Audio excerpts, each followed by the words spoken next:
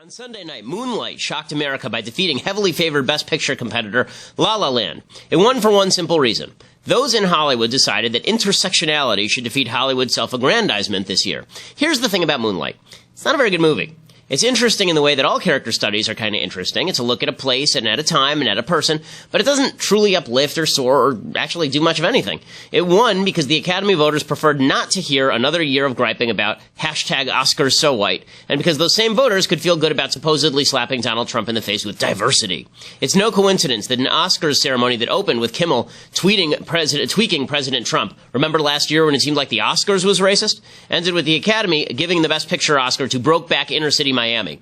This isn't to say there can't be a great movie made about a black gay coming-of-age story. There can, but this wasn't it. This isn't the first time the Academy has bowed to political correctness rather than quality, of course. And this year's Oscar battle featured two battling Hollywood priorities: honoring itself and honoring the most politically correct picture of the year. In recent years, this battle has become pretty much the entirety of the Best Picture race. In 2014, Hollywood rewarded its own importance with Birdman instead of the far superior Whiplash or American Sniper. In 2013, Hollywood rewarded the rather forgettable 12 Years a Slave instead of Gravity or Dallas Buyers Club. In 2012, Hollywood gave an Oscar to Argo. Yay, Hollywood does foreign policy! Instead of Zero Dark 30 or Lincoln. In 2005, Hollywood had its biggest PC off in a Best Picture fight between Brokeback Mountain, Crash, and Munich. Capote was actually a better picture than all of those three. One of the reasons Hollywood no longer rakes in the big bucks other than on tentpole features is that it sees only the profound movies as those that center on intersectional concerns, upholding the virtue of identity politics or the importance of art itself, rather than movies that tell people stories that they want to see. La La Land is a far better, more watchable movie than Moonlight, but there were at least three other movies that were better than either this year: Hell or High Water, Arrival, and Hacksaw Ridge, and all three were nominated. That doesn't include what I thought was the most entertaining flick of the year, 10 Cloverfield Lane. Unfortunately for those pictures, they weren't concerned with black gay children or the wonders of Hollywood. If somebody ever makes a movie about a half-black, half-Native American, bisexual, transgender trying to make his or her way in Hollywood, you can hand them the Oscar right now. And this is how you know Hollywood is dying. Instead of telling particular stories with general appeal, Hollywood tells stories that appeal only to themselves. They reassure themselves of their importance every single year, either by making movies telling them how important they are, or by making movies trying to show how important they are by taking on the issue of the day in after-school special fashion. It doesn't make for good entertainment, which is why TV, which actually tells stories rather than getting hung up on the self-important nonsense of the movie industry, now outranks the movie industry in terms of quality. I'm Ben Shapiro. This is The Ben Shapiro Show.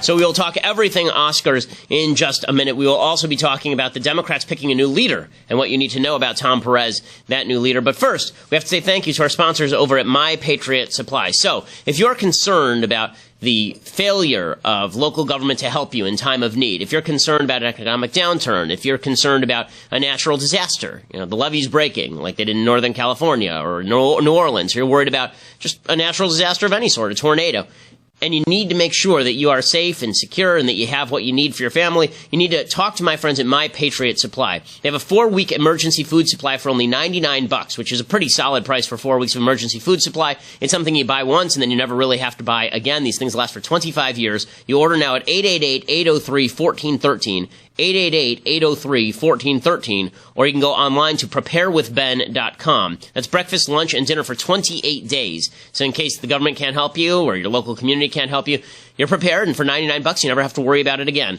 It stays fresh again for up to 25 years. It's only $99 plus free shipping. Limit 2 per caller because you don't really have to worry about it beyond that. 888-803-1413 at preparewithben.com. Again, if you're truly concerned, you should be, about making sure your family has enough food to eat if a crisis hits, whether it's an economic crisis or a natural disaster. You talk to my friends over at My Patriot Supply. Living in California, this is one of the companies that we turn to with regard to helping out friends and family. And given the fact that earthquakes are a real possibility out here and everywhere across the country, there is the possibility of natural disaster. You need to talk to my friends over at My Patriot Supply, 888-803-1413, 888-803-1413. Preparewithben.com is the place to go online to get your My Patriot Supply 4-week supply of emergency food. Okay, so we can jump right into the Oscars. So the big winner at the Oscars last night was not Moonlight. The big winner at the Oscars last night was Donald Trump. That was the big winner at the Oscars last night, because Donald Trump basically could sit there and watch Hollywood make a mockery of itself. Sally Cohn, one of my favorite people on the left of MSNBC and CNN fame. You remember her hands up, don't shoot. Sally Kohn tweeted out right before the Oscars that she hoped every single speech was political. To which I tweeted, so does every Republican in the country. We all want every speech to be political. Because the more political these speeches are, the better off Republicans are, because watching all of these sort of comforted, rich, limousine liberal socialists ripping on America is really something that off-puts a lot of voters, and people react to that by voting for people on the Republican side of the aisle. Hollywood has never driven people into the arms of the Democrats, except through kind of their subtle cultural moments, but they don't drive people into the arms of the Democrats by just shouting about how terrible Republicans are. This is something that Hollywood gets wrong. The stuff that Hollywood is good at, creating story, creating character, that stuff can help convince people that Democrats are right. But it doesn't convince people Democrats are right when Marlon Brando sends up Sacheen Littlefeather at the Oscars in 1973, a Native American spokeswoman, to pick up his award and rant and rave about how America's mean to the Native Americans. Nobody voted Democrat because of that. And nobody voted Democrat in 2003 because Michael Moore got up at the Oscars and talked about the fictional president, George W. Bush, getting us into a fictional war. Hollywood people think that we want to hear what they have to say. We don't. We want to hear the stories they have to tell, but we don't actually want to hear the things they have to say, because the things they have to say are generally stupid. They don't know anything about politics, so why in the world would we listen to them when it comes to politics? But again, Hollywood doesn't know that. So instead, what Hollywood does is they think that we're watching because we want to hear their opinions on politics. So Jimmy Kimmel just couldn't help himself. He opened up with a bunch of jokes about Trump. Here were just a few of them. It's so easy to reach out and heal. And I want to say, maybe this is not a popular thing to say, but I want to say thank you to President Trump. I mean, remember last year when it seemed like the Oscars were racist? Braveheart in this room, and he's not going to unite us either. Okay? Meryl, stand up if you would. Everybody, please join me in giving Meryl Streep a totally undeserved round of applause, will you? Standing ovation for Meryl Streep.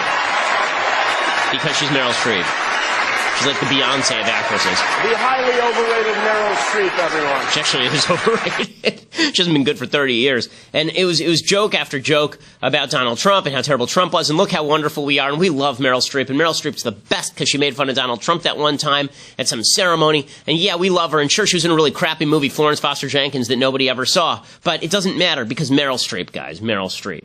So, yeah, he does all of these jokes in a row about Donald Trump, and we're all supposed to sit there and be like, yeah, this is great, yeah. Well, the real reaction is, can you guys get over yourselves, please? Really, this is the best that you can do?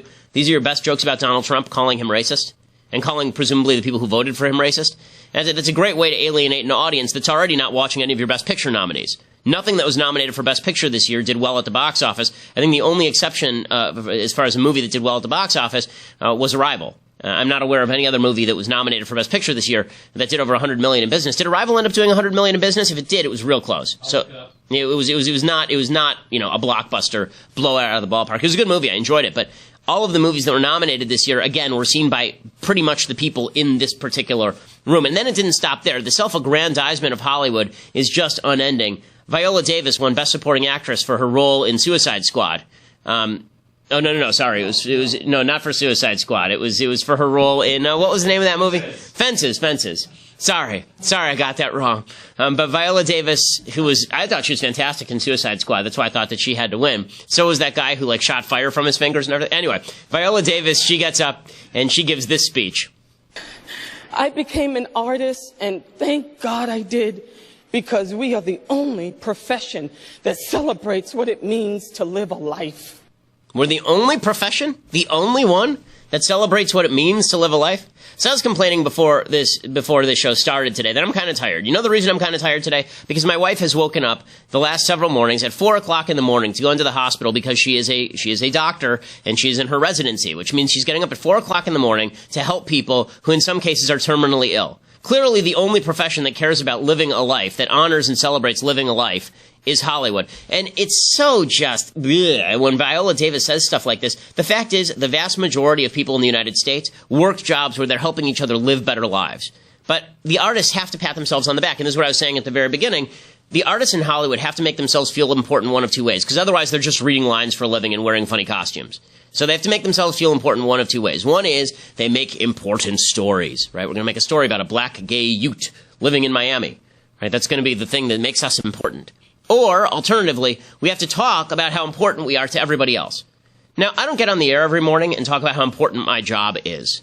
Right? I don't, because it's either important to you or it's not important to you, but I don't have to preach how important what I do is to you because you'll decide for yourself. And I think that's true for the vast majority of people. When you call a plumber, he doesn't show up to your house and go, you know what? It's really important I fix your toilet today.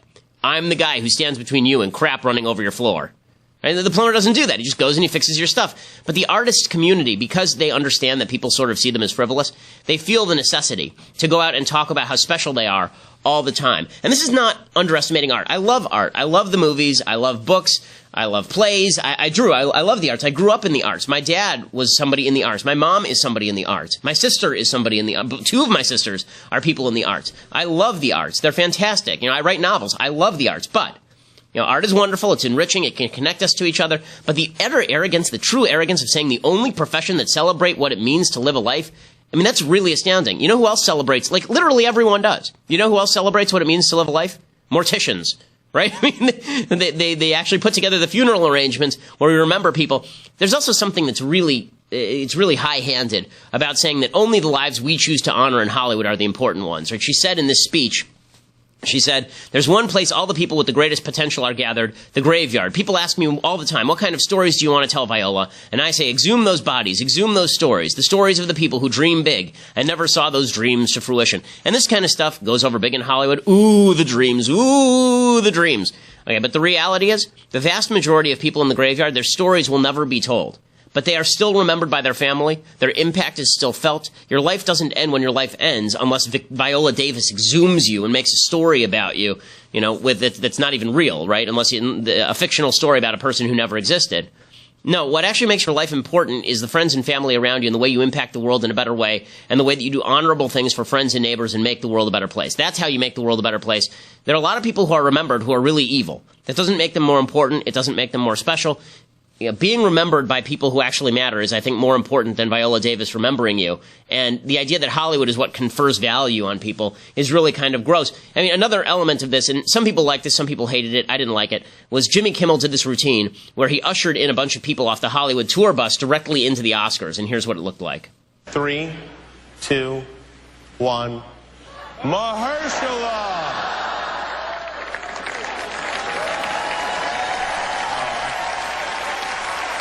These tourists who are on a Hollywood tour bus, and they get to walk directly into the Oscars ceremony. Hi. Welcome to the Dolby Theater. This is the home of the Academy Awards, which are, in fact, happening right now. Hold on. You are... I see Gary's your name? My name is Gary Allen Cole from Chicago. Where are you from? Oh, yes, you're sir. from Chicago? Yes, sir. Yeah. We're on TV, so you don't need to do that. I know, but I want to. Well, let me give you a little tour. This is Nicole Kidman. Fun fact, she was discovered in Redondo Beach at a Quiznos. It's Octavia. This is Ryan Gosling. He's very handsome. Don't look into his eyes. Oh, that's nice, Ryan. Yes. We have quite a few stars. Here's this Emma Stone and her brother, Spencer. Emma brought her brother. I feel like you're ignoring the white celebrities. I am, Gary, is this your wife over here? What's your name? Vicky Mines. Okay, so are you here with Gary?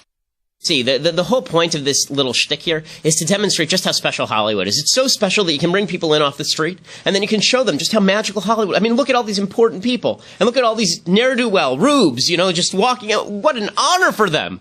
What an honor for them. We brought in the peasantry off the street, and now the peasants get to hobnob with the hoi polloi. They get to be among the stars. See, what would have been great, honestly, and what would have been funnier, is if Kimmel had before this taken a bunch of the stars to visit people on their actual jobs.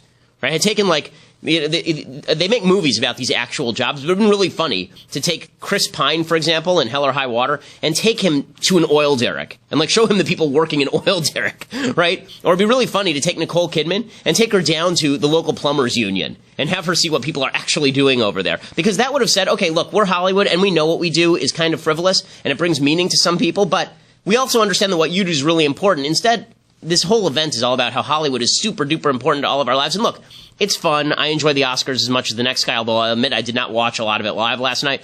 But at the same time, this sort of I'm going to look down on you because we're from Hollywood and we're special, it manifests itself not just in terms of general attitude toward the people who live in the middle of the country. They're a bunch of rednecks and rubes. It also manifests itself in terms of politics. And we're going to talk more about that in just a second. But for that, you have to go over to dailywire.com right now and subscribe. You go over to dailywire.com, $8 a month will make you a subscriber to dailywire.com. You can see the rest of the show live and check it out over there. You can also get an annual subscription right now at dailywire.com. You get a free copy of a piece of entertainment that's actually conservative, The Arroyo. If you watched it on Friday, we live streamed the film so you could actually see it. The Arroyo is a fictional film set on the southern border about the crisis that's taking place on our southern border when one rancher's land is overrun by the drug cartels, and he has to figure out what to do about it. If you want to get a free copy of that, free DVD of that, go to dailywire.com, become an annual subscriber. Otherwise, $8 a month makes you a subscriber, and we are. Later, you can listen to us on iTunes or SoundCloud, by the way. If you listen on iTunes, leave us a review. We really appreciate it. We are the largest conservative podcast in the nation.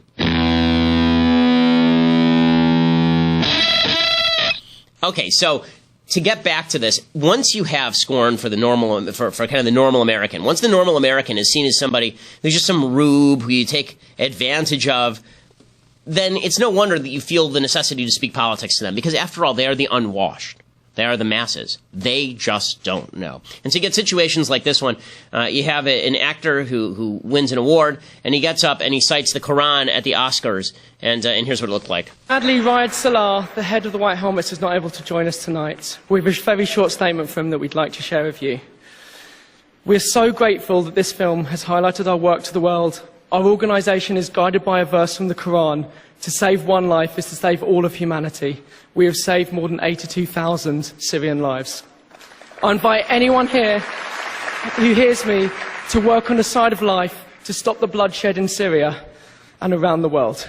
Okay, so this isn't actually an actor. This is the people who are reading a statement on behalf of Riyad al-Salah, who's the head of the White Helmets. The White Helmets are a rescue organization who've gained a lot of fame because they've been uncovering people stuck in rubble in war-torn Syria. And the sharing of the verse from the Quran, this went nuts on social media. Look how beautiful it is that people are sharing verses from the Quran on social media. It's just wonderful. It's just, I didn't see that same sort of reaction if somebody gets up there and starts citing Leviticus. I don't see that same sort of reaction if somebody gets up there and starts citing the Bible.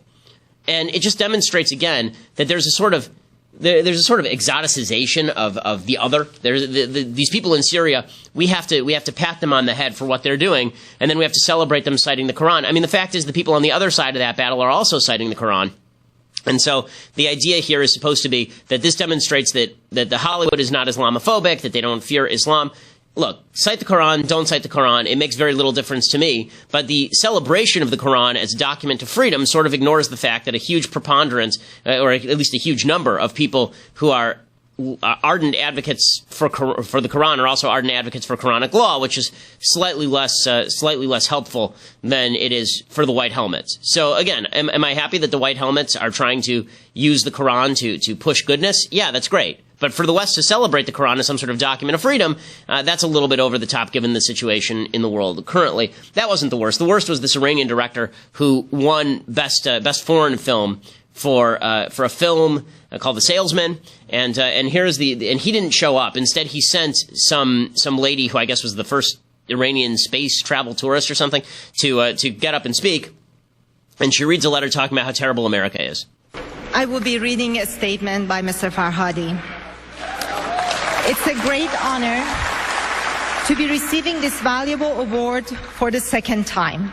I would like to thank the members of the Academy, my crew in Iran, my producer Alexandre Malek-Guy, Cohen Media, Amazon, and my fellow nominees in the foreign film category. I'm sorry I'm not with you tonight. My absence is out of respect for the people of my country and those of other 6 nations whom have been disrespected by the inhumane law that bans entry of immigrants to the U.S. Just cheers, yay! Dividing the world. Thank you. Dividing the world into the us and our enemies categories creates fear, a deceitful justification for aggression and war.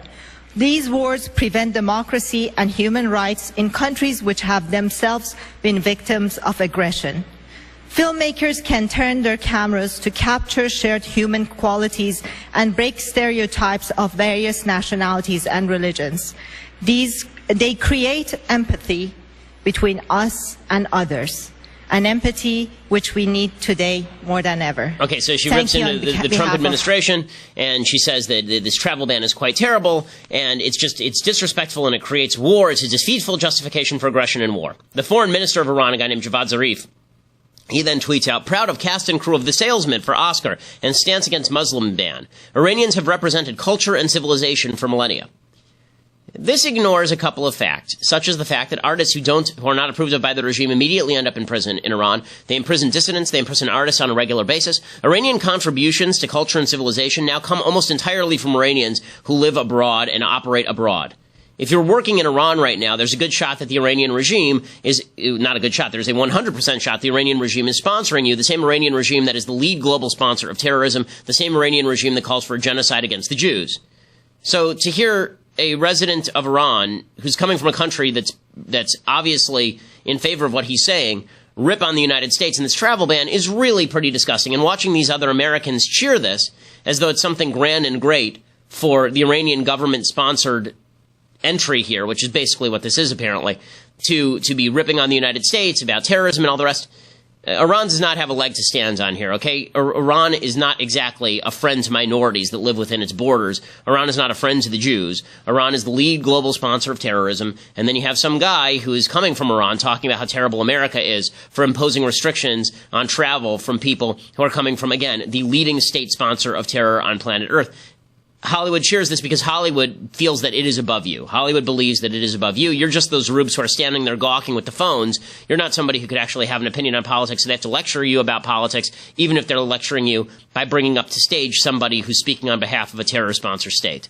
Okay, again, I think all of this helps Trump because there is a backlash to a lot of this. And right now, politics is so reactionary that people don't react to the critiques of the Oscars by saying, here's what's true, here's what's false. They react by saying, here is Jimmy Kimmel ripping Trump again and tweeting at Trump, and it's just obnoxious. So I'd rather support Trump. In a battle between Trump and Hollywood, I'd pick Trump, right? This is how people think. People think in a battle between Trump and X, I'll pick Trump. This is why Trump is able to succeed. If for just a second the left stopped doing what they're doing and instead started talking in terms of truth and falsity, then we'd all be much better off. But Hollywood is incapable of doing that because they believe they are the sole purveyors of truth. Speaking of which, by the way, I just have to point this out. How is Nicole Kidman clapping here? What in the world does she need a lesson in how to clap? I'm so confused. I thought the best theory came from Derek Hunter yesterday. He said that he thinks that her fingertips are polarized magnets and that she actually has no way of bringing her hands close together. That's a very weird clap there from Nicole Kidman. Very confused by that. Of course, the best moment of the night is when they picked the wrong winner. They had Warren Beatty and Faye Dunaway come out there, and this was the worst ending for Warren Beatty and Faye Dunaway since Bonnie and Clyde. And here's Warren Beatty screwing up the reading of the winner. And the Academy Award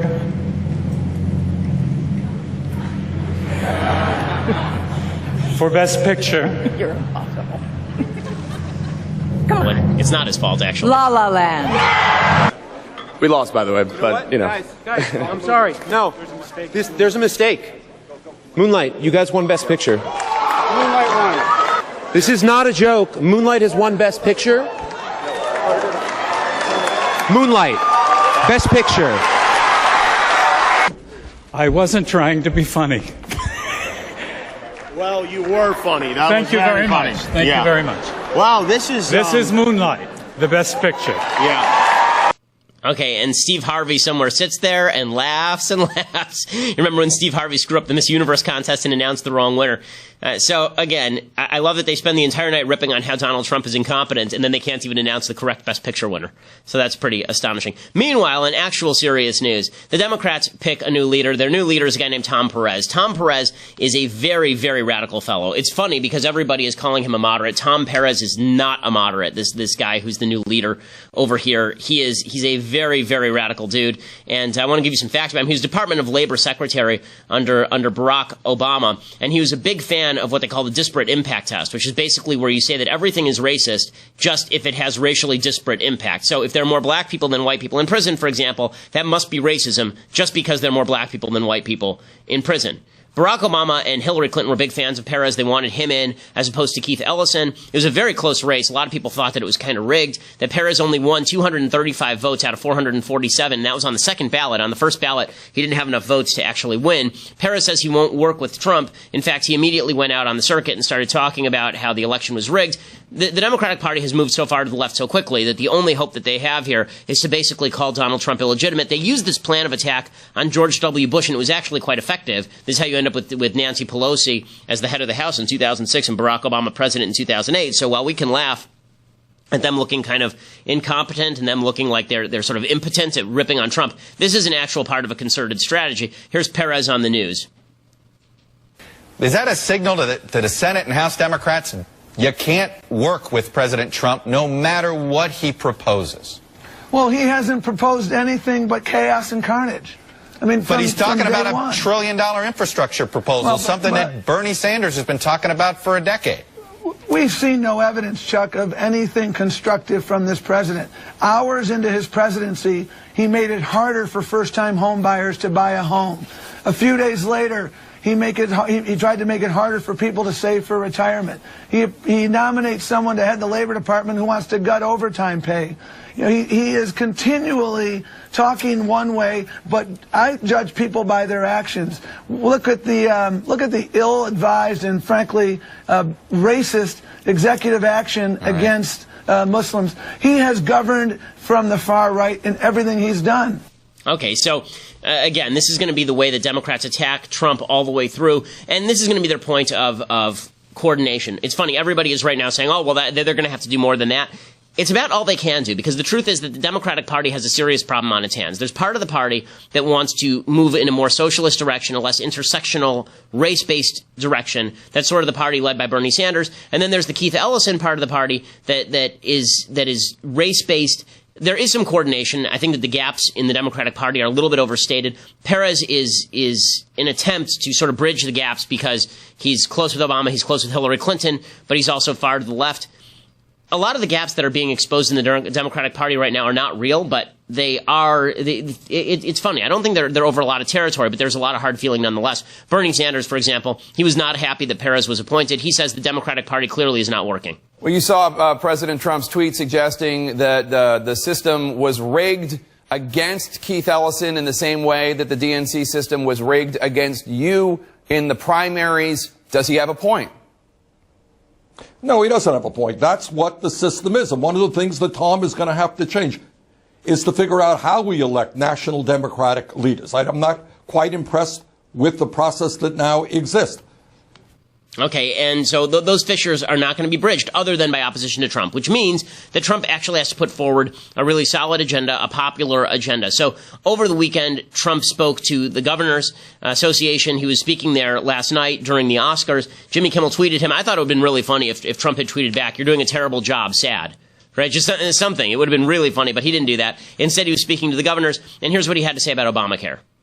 And as most of you know, the Obamacare has had tremendous problems. I won't say in front of the Democrats, I'll just say it to the Republicans. It doesn't work. But we're going to have it fixed, and we're going to repeal and replace. And I think you're going to see something very, very special. And for all of you, and even tonight, because we have Tom Price with us, if you see something or want to discuss it, we don't have to discuss all friendly stuff. We can discuss a little bit of the health care. We might as well start. But tomorrow morning, we're going to meet and have some pretty big sessions on health care and other things, whatever's on your mind. So I hear this is a record number of governors, 46, and that's the highest number that have ever shown up to this evening. Who cares? But it's like, I love that everything has to be a record number. Trump's success is completely tied in with how many governors show up. But okay, so the question is Trump going to do good stuff or is he going to do bad stuff? So repeal and replace Obamacare. The problem is this. So they released their draft Obamacare plan just on Friday, and it has some good stuff and it has some not such good stuff. And that's not unusual, unfortunately. So here are some of the stuff that is in the Obamacare repeal plan that is being put forward by the House Republicans. Here's some of the good ideas. They're going to get rid of the individual mandate, so they're not going to make you pay for health care if you don't want to buy it. They're going to delay. They're going to create the delayed death of Medicaid expansion. So right now, the federal government is basically pledging to expand Medicaid and pay for all the poor people in the states. under Obamacare, that's been in the main, the people who have joined Obamacare have done have done so through Medicaid, which is not actually buying insurance, it's actually just welfare, basically. We're going to start kind of walking that back a little bit. And they're relieving restrictions on age charging. So that means that the insurers can now charge you more if you're older, which makes sense since you're more of a liability risk if you are older. It dumps federal funding for abortion providers, which takes away the funding from Planned Parenthood. It grandfathers in old plans. So if you have a plan you like, you do actually get to keep it. And finally, it kills Obamacare taxes like the tanning bed tax. So those are all good things. Then there's some bad things. They want to pay for this by taxing Cadillac plans. So if you spend money to buy a really, really nice healthcare plan, they want to tax you on that. That's where the money is going to come from, which seems counterintuitive and silly. They want to create age-based subsidies. So instead of handing out income-based subsidies, so more money for poor people, they want to give you a subsidy the older you get, which actually encourages young people not to get insurance and encourages older people to get insurance because someone else is paying for it. They want to create subsidies for high-risk pools. They want the federal government to provide $10 billion a year in state innovation grants. That is always likely to increase. Whenever you see a program that's designed like this, it always ends up being the federal government taking care of the bill. And finally, they want to penalize lapses. So if you have an insurance program, you lose your insurance, and then you buy new insurance, you don't want to buy it right now, you buy it a year later, they want to make you pay an extra 30% premium to force you to buy health insurance. Again, is a lot of this free market-based? Some of it is, some of it isn't. It's not the greatest. Right now, the Republicans are having a very, very difficult time coming up with what exactly the repeal plan looks like for Obamacare, specifically because they're afraid of reaping the whirlwind. They're afraid that a lot of people will get thrown off their health insurance plans, and then they will feel the repercussions of that, and so they don't want to take the political risk. Listen, since 2010, they have been claiming they were willing to take the political risk. They were elected to the House in 2010 on this basis. They were elected to the House in 2014 and the Senate in 2014 on this basis. President Trump was elected on this basis. If they don't repeal and replace with something that is much more free market oriented, that will have been a massive failure and will demonstrate that Barack Obama and the Democrats always have the right idea when they enshrine these giant benefit programs that are very difficult to get rid of. Nancy Pelosi's basically daring Trump to do it. She's saying Trump has nothing to show for his presidency thus far. What has the Trump administration done from their inaugural address where they talked about decay and carnage? They've done nothing except put Wall Street first, make America sick again, instill fear in our immigrant population in our country, and make sure that Russia maintains its grip on our foreign policy. Okay, so she's daring Trump to do this, basically. And so what we have right now is a bit of an impasse, because a lot of the stuff the Republicans want to do is apparently politically risky. A lot of the stuff the Democrats want to do, they can't. So what you have is a world where the Democrats are going to make political hay by attacking Trump, and Trump is going to make political hay by attacking the media. And the media is starting to catch on to this little game. So Chris Wallace asked Corey Lewandowski, who was Trump's campaign manager at one point, is still basically an advisor to Trump informally. Chris Wallace said to Corey Lewandowski, is it really going to do anything? Is it going to accomplish anything for you to attack the media? Fake news media knowingly doesn't tell the truth, a great danger to our country. He may be right on that or he may be wrong on it, Corey, but how many jobs does that create? And the answer is it doesn't create a lot of jobs, but it does create a lot of solidity behind President Trump. Now, it's important to note, you're looking at some of the polls right now that say that President Trump is not super popular. He's at like 44% popularity rating. Yes, and Nancy Pelosi's at negative 25. She's really underwater. Trump's like underwater by 4. Pelosi's underwater by 25. So you do have to look at the comparative ratings. Trump is not wildly unpopular yet. Right? He's not super popular for sure, but he's certainly not wildly unpopular. A lot of Americans are still optimistic here, but Trump's going to have to take some political risks at some point. I'm not sure what kind of political risks he's willing to take. I hope that he's willing to take the risks that are necessary to actually put the country back on good footing. Right now, he's making obvious and open that he doesn't want to change the entitlement programs. If you don't change the entitlement programs, we're bankrupt. It's as simple as that. Meanwhile, he says he wants to blow out the infrastructure budget. He gave a little spiel this morning about how our roads and bridges are in bad shape, some of which is true, but that's really up to the states. It shouldn't be up to the federal government to fix roads and bridges that are inside particular states. He talked about how the Lincoln Tunnel, there are tiles falling off of it, and therefore people are getting killed by the falling tiles. Not sure if he has any data to back that up. In any case, he's talking about a $1 trillion infrastructure plan that he seems much more enthusiastic about than what exactly this repeal and replace plan looks like. He pledged 2 weeks ago. He said he was going to bring out a plan last week. That never happened. So, let's hold the feet of the Republicans to the fire. And not just Trump. It's not just about Trump. The Republicans are going to, in Congress, are going to have to stop being part of a vestigial organ. Okay, basically, what we have right now is that the legislature has become a vestigial organ of American government. They don't do anything. They don't do anything. Trump passes executive orders and he talks a lot. And Paul Ryan sits there and cuts little videos that are cute about a better way for YouTube and Facebook and Twitter, and nothing happens. Has anything big happened in the last month from Congress? Nothing big has happened in the last month from Congress. In the end, Paul Ryan should be willing to take the hit for Trump. Listen, this was the deal he made. He should be willing to take the hit for Trump. He should be able to say, I'm passing this plan, and Trump's going to sign it, and if Trump doesn't sign it, I'll take the hit. But Paul Ryan was supposed to be the hero we didn't want, but was the hero that Gotham deserved. Okay, well, now's the time for Paul Ryan to show what a hero he is by actually passing some legislation that does some damage to Obamacare and fixes the healthcare system, puts it along more free market lines. Because I've said before, it's going to be a transitional process. A lot of people have been made promises that cannot be fulfilled by this process. The problem is I don't see the Republicans making it a transitional process. I see them doing Obamacare light, and that's not a good thing in the end. Okay, time for some things I like and then some things that I hate. So, things I like. This week we're going to do Best Picture winners that should have won but didn't, right? So we're going to talk about movies that should have won Best Picture but didn't, sort of like this year Arrival or 10 Cloverfield Lane, which wasn't even nominated, or Hell and High Water. La La Land was a better movie than Moonlight. So in 1948, the movie that won was Laurence Olivier's Hamlet. It's good. It's good, right? I mean, it's Olivier doing Hamlet, and that's good for what it is. But it's not something where you see it on TV and you have to watch it. It's not something that has really stood the test of time in any major way. In fact, I think there are other Olivier performances that have stood the test of time in terms of Shakespeare better than this. And there was a real fondness in the 1940s and 50s for British film from the American Academy because it was considered sophisticated. The best movie of that year was a movie called The Treasure of the Sierra Madre. If you've never seen this movie, it is an actual classic with Humphrey Bogart. And it's Humphrey Bogart in a part that he really is, I think this is the best Humphrey Bogart part ever, is Treasure of the Sierra Madre. It's always been puzzling to me in Casablanca why Humphrey Bogart is the love interest. It makes no sense. Paul Henreid is better looking. He's more honorable. He's better to Ingrid Bergman. It doesn't really make a ton of sense. But in Treasure of the Sierra Madre, he plays this kind of sleazy grifter who ends up keeping company with these guys who are going to go find this gold. They're going to go find all of this gold that's been buried somewhere. And it's got a bunch of famous lines. Here's a little bit of the trailer from the original Treasure of the Sierra Madre.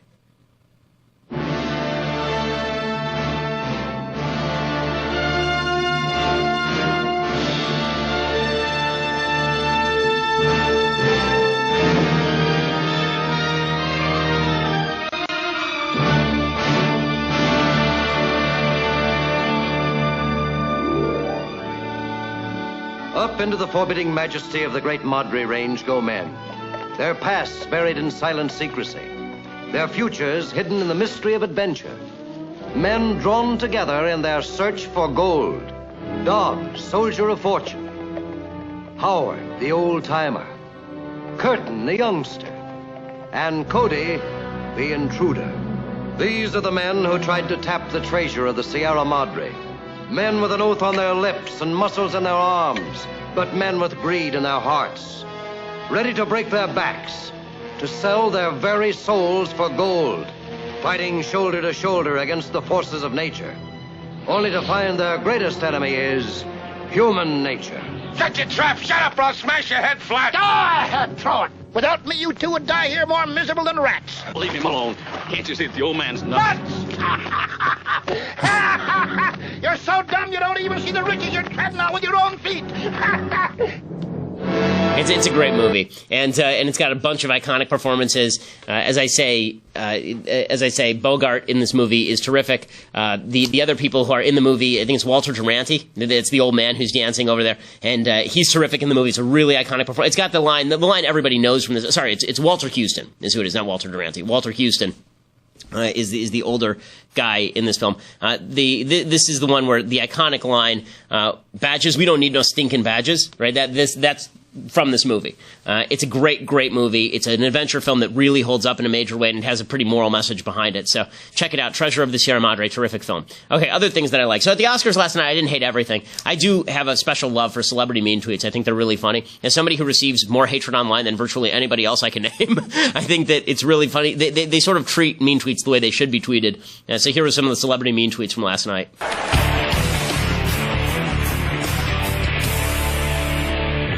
I feel like if you went to lunch with Natalie Portman, she would only order a hot tea with lemon and maybe some toast. Definitely not an entree, though. You are wrong. Oh, look at me. I'm Ryan Gosling. I have perfect bone structure and kind eyes. Go yourself, Ryan Gosling. Samuel L. Jackson has resting fart face. Yes, I do. I'm going to white balance my TV on Jessica Chastain's chest. I don't even know what that means. Are we all just ignoring the fact that Eddie Redmayne and Felicity Jones have the same face? Dear Eddie Redmayne, I hate your stinking guts. You make me vomit. You're the scum between my toes. Love to Shenya. Tanner raised his arms and my dad looks at his armpit hair and says, "You look like you have Whoopi Goldberg in a headlock." Really? That's it? Lin-Manuel Miranda looks like he's getting a 1996 NBC sitcom with his haircut. Casey Affleck is the real-life version of Billy Bob Thornton's character in Sling Blade. Emma Stone looks like a crack whore in every role she plays. Great. Miles Teller has the face of a guy who would request Gangnam Style at a wedding where he doesn't know either the bride or groom.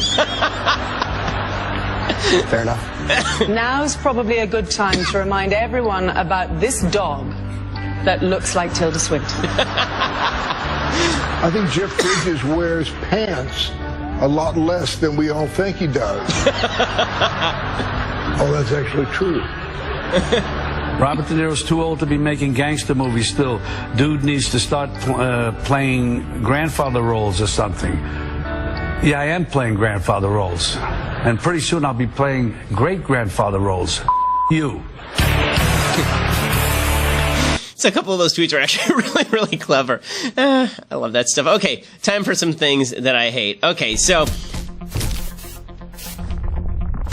the story of the weekend is that Rachel Dolezal, you remember Rachel Dolezal, she was my favorite story of last year. I talked about her a fair bit last year because she was a fantastic story. She was the head of the local NAACP chapter talking about white privilege, and it turns out she was a white lady. And she said she was black while holding a leadership position with the local NAACP, and then she was exposed, and now it turns out that she is homeless. So she, according to The Guardian, today Dolezal is jobless and feeding her family with food stamps. Awesome. A friend helped her pay this month's rent. Next month she expects to be homeless. She has applied for more than 100 jobs. No one will hire her, not even to stack supermarket shelves. She applied for a position at the university where she used to teach. Says she was interviewed by former colleagues who pretended to have no recollection of having met her. The only work she's been offered is reality TV and porn. She has changed her name on all her legal documents, but is still recognized wherever she goes. People point at her and laugh. She wrote a memoir, but it was rejected by 30 publishers before finally being picked up. And she said that the narrative was that I had offended both communities in an unforgivable way. And she said she's perceived as a liar and a fraud and a con. The reason this is under Stuff I Hate and not Stuff I Like is for two reasons. One, I think that it is amazing that the country will give everybody a second chance, except for the lady who said that she was black. Second of all, if she had... Okay, let's put it this way. White woman says she's a black woman, but is actually a white woman. She loses her job. She loses her career. She's seen as a crazy person. No one will hire her. She's homeless and on food stamps. If a white woman said she was a black man or a white man, then we presumably say she's a hero, and we give her a reality TV show, and we say that she actually is a man, right? So if Rachel Dolezal had, instead of saying she was a black woman, said that she was a white man, we would all have said, you know what, she is the greatest hero of our lifetimes. She is just somebody we ought to honor. Every day, we ought to honor Rachel Dolezal, because she is a hero. Not only is she a hero, she's a he. She's a he. But if she says she's black, then that we can't take seriously, because, come on, that's silly. It's just silly for her to say she's black, but it's totally not silly for her to say she's a man. Okay, this is ridiculous in a wide variety of ways. Men and women are much more genetically different than black people and white people.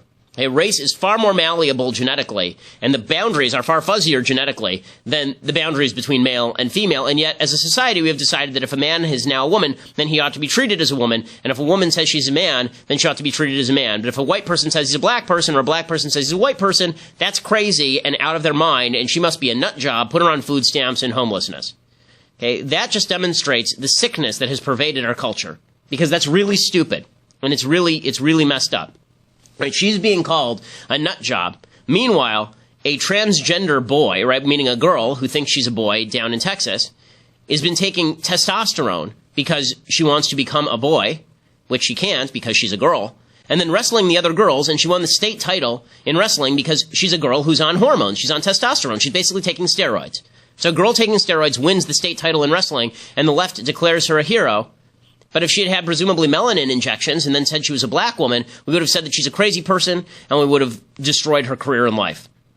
All of which demonstrates there is no logic to the left whatsoever. It's all made up. It's all silly. It's all based on a deep desire to maintain boundaries of race so that you can divide race from race, but also to get rid of all distinctions between male and female because those are not useful to their game, which is to claim that male and female are exactly the same for all intents and purposes, and therefore any sort of disparity between men and women must be created by societal discrimination. Right? That's the purpose of all that. Okay, final thing that I hate. David Brooks is considered by some people a conservative. I don't understand why. He's the New York Times in-house conservative along with Ross Douthat, and he is now talking about how the Democratic Party is the specialist party in the entire world. Again, if you feel this way, then just become a Democrat, David.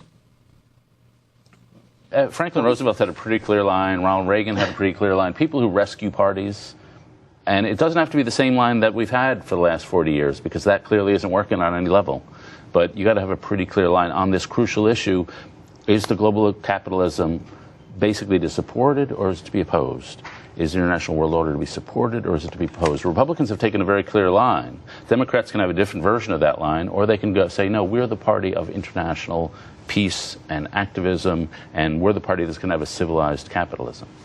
Okay, so again, I think that this is a bizarre take on the Democrats who have made very clear they're not in favor of international capitalism. In fact, most of their program is about how capitalism sucks and they want to defeat it. And as far as the international order, I'm looking for the part where it says that the international order has to be done through the UN and requires delegation of power and weakening of America on every front. If David Brooks feels this way, he ought to become a Democrat. It's really silly. Okay, quick correction, then we'll go. Quick correction. There were 3 pictures nominated for Best Picture that made over $100 million, which, by the way, is not a huge amount of money for a big picture anymore. Arrival made just over $100 million. La La Land ended up at $141 million, and Hidden Figures, which I haven't seen, is at $153 million. None of those is like a massive blockbuster, but those are the 3 biggest earners of the year. Obviously, none of those won. The one that won was Moonlight, which I think grossed $26 million or something. Okay, so we'll be back tomorrow, and tomorrow we'll be preparing for Donald Trump's State of the Union address. I hate the State of the Union address in general, so I'll have a lot to say about just the State of the Union address as an institution, and we'll also get to what Trump will say and what he should say. I'm Ben Shapiro. This is The Ben Shapiro Show.